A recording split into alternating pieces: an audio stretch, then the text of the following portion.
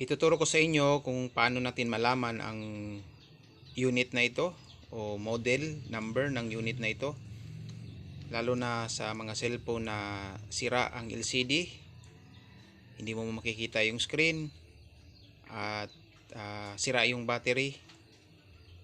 So paano mo mabibili yung mga parts na kailangan mo kung hindi mo alam yung unit?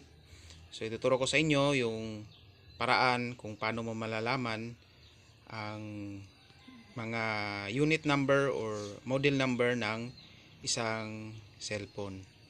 So tara, ituturo ko sa inyo kung paano ito malaman.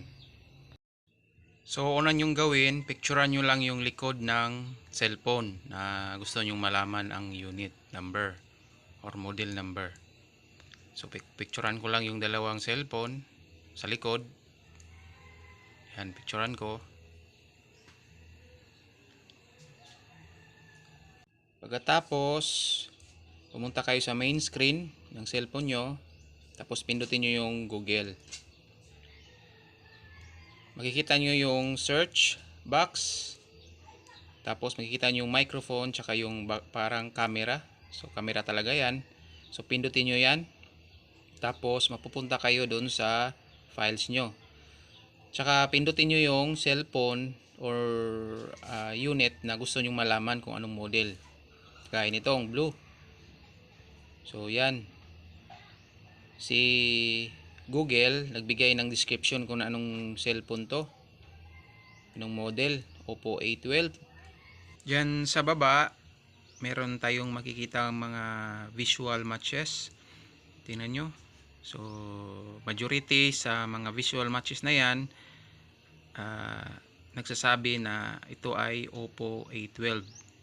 So yun ang basihan nyo ng isang model sa majority niya. Tapos try din natin tong itim na cellphone. Oppo pa rin, no? Tingnan nyo.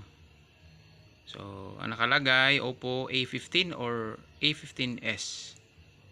So yan ang description ni Google, at saka sa baba mga visual matches ito.